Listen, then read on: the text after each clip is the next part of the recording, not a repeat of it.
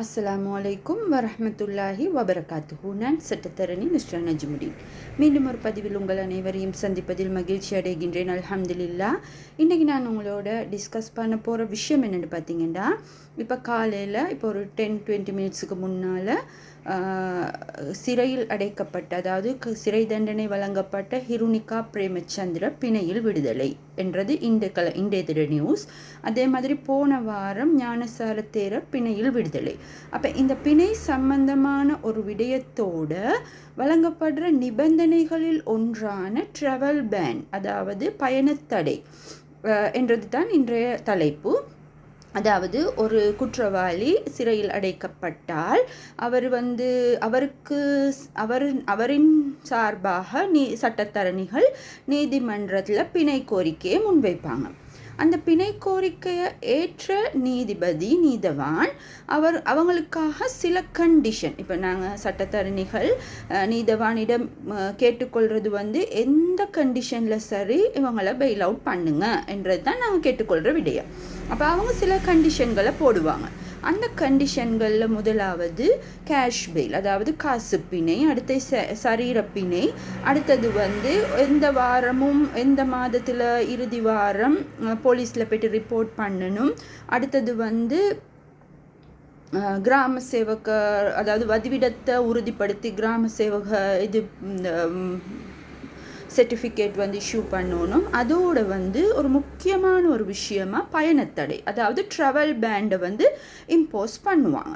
அந்த travel pant ஏன் impose பண்ணுறேன்னு சொன்னால், நீதிவான் அவர் யோசிக்கிறாரு, இவங்களை விட்டால் இவங்க அடுத்த வழக்குகளுக்கு வராமல் வெளிநாட்டுக்கு போகக்கூடிய வாய்ப்புகள் இருக்கி, நீதிமன்றத்துக்கு அனுமதியை பெறாமல் போகிறதுக்கான சந்தர்ப்பங்கள் இருக்கி என்றதை கருத்தில் கொண்டு ட்ராவல் பேண்டை இஷ்யூ பண்ணுறாங்க. அப்படி இஷ்யூ பண்ணுற சந்தர்ப்பத்தில் அந்த ட்ராவல் பேண்ட் இவருக்கு எதிராக போட்டிருக்கி என்றது சம்பந்தமாக இமிக்ரேஷனுக்கு கோர்ட் ஒவ்வொரு நீதிமன்றத்திட பதிவாளர், அதாவது ரெஜிஸ்ட்ரார் ஃபேக்ஸ் மூலமாக அந்த தகவலை அறிவிப்பார்.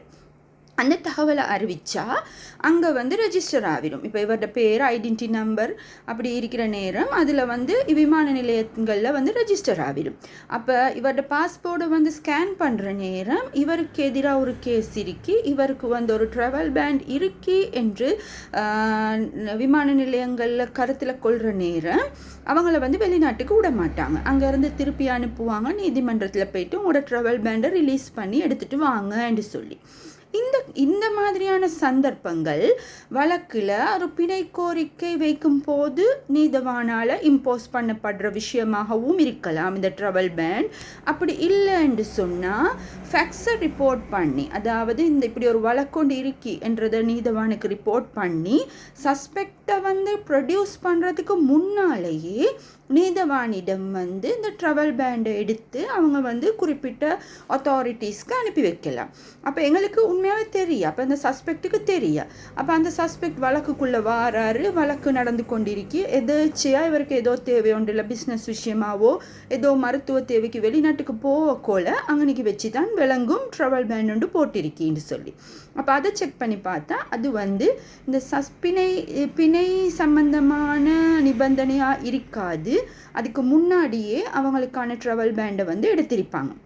முக்கியமாக இது குடுக்கல் வாங்கல் பிரச்சனைகள், அடுத்தது பெரிய பெரிய குற்றங்கள், அடுத்தது இந்த மெயின்டெனன்ஸ் கேஸஸில் நிறைய இது நடக்கும்.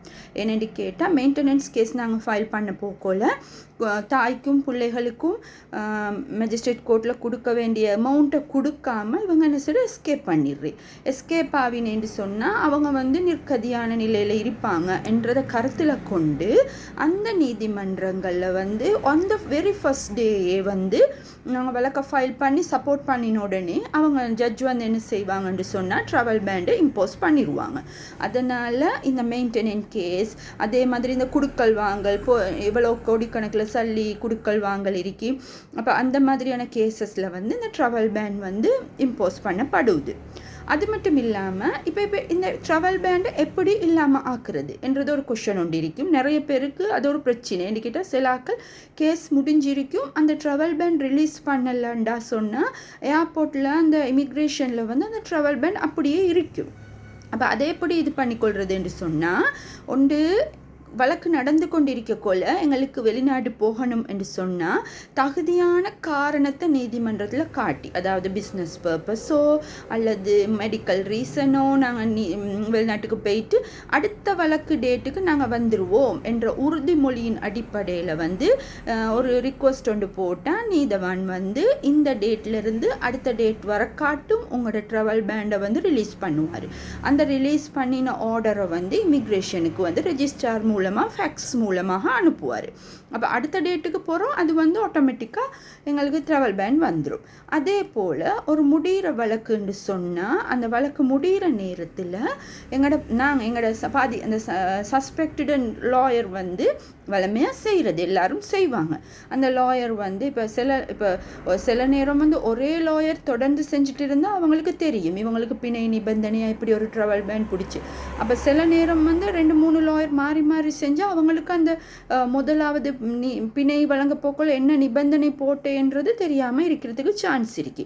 அப்போ வழக்கு முடிகிற தருவாயில் வந்து அந்த வழக்கை முடிவிக்கும் பொழுது நீதவானுக்கு நாங்கள் வந்து ரிக்வஸ்ட் ஒன்று பண்ணணும், இவருக்கு எதிரான ஒரு ட்ராவல் பேன் ஒன்று இருக்கு, அதை ரிலீஸ் பண்ணி அந்த ஆர்டரை வந்து எங்களுக்கு ஒரு காப்பியும் தந்து ரெலவெண்ட் அத்தாரிட்டிக்கும் கொடுங்க.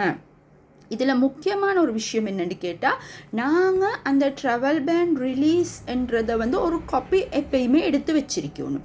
என்னென்னு கேட்டால் இமிக்ரேஷனில் சில நேரம் இந்த கோர்ட்ஸால் வந்து ரெஜிஸ்ட்ரார்மார் வந்து அனுப்புறதுக்கு லேட் ஆகிச்சின்னு சொன்னால் எங்கள்கிட்ட இருக்கிற காப்பியை நாங்கள் வந்து ப்ரொடியூஸ் பண்ணலாம் வெளிநாட்டுக்கு போகிற நேரம். ஆகவே இந்த ட்ராவல் பேன்ன்றது வந்து பயணத்தடை வந்து அதாவது ஒரு நாட்டிலேருந்து இன்னொரு நாட்டுக்கு போகிறதுக்கான ஒரு தடையை ஏற்படுத்தியிருக்கிற நேரம் அந்த தடையை எப்படி நாங்கள் வந்து மீள பெற்றுக்கொள்ளலாம் என்ற பதிவு தான் இது. ஆகவே மீண்டும் ஒரு பதிவில் உங்கள் அனைவரையும் சந்திக்கும் வரை அஸ்ஸலாமு அலைக்கும் வரஹ்மத்துல்லாஹி வபரகாத்துஹு.